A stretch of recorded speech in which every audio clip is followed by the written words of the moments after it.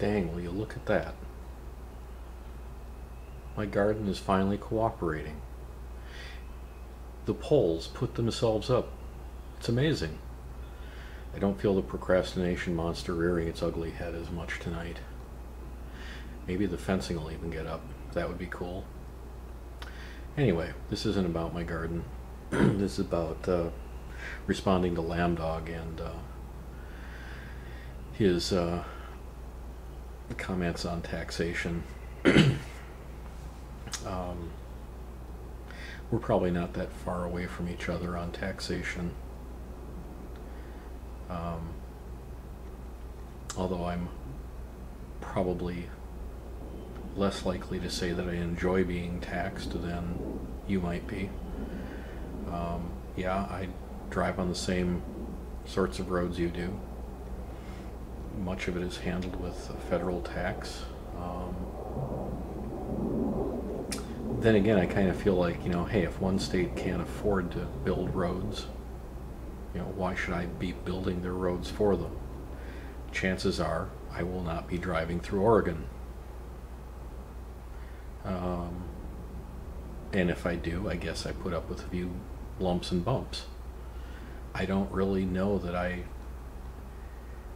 really have a deep feeling one way or the other.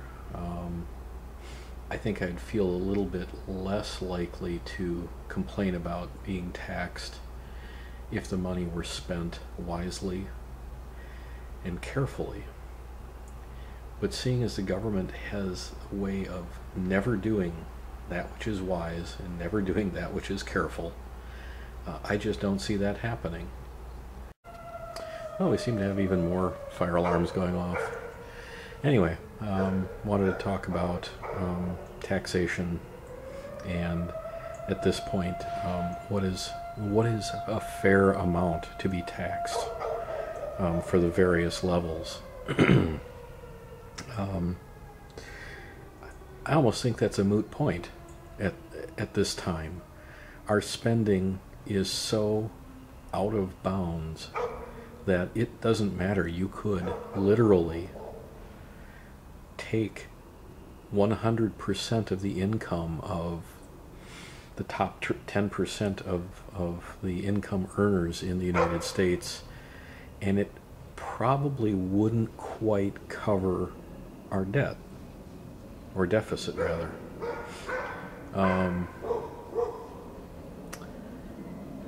It's a situation where, as I said, I wouldn't mind being taxed if they spend it wisely. If they spent wisely, they wouldn't need to tax so much. This is where the problem is, an unwillingness to control spending. I feel bad for people who don't have as much as I have. I mean, so much less that they actually have trouble living from day to day. That's what charity is for. There's nothing wrong with receiving or giving charity. It's a good thing.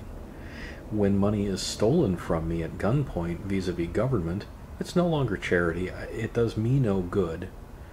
And fortunately, it still does the poor good. It also does the very wealthy good, because a good deal of our money goes to rich person welfare.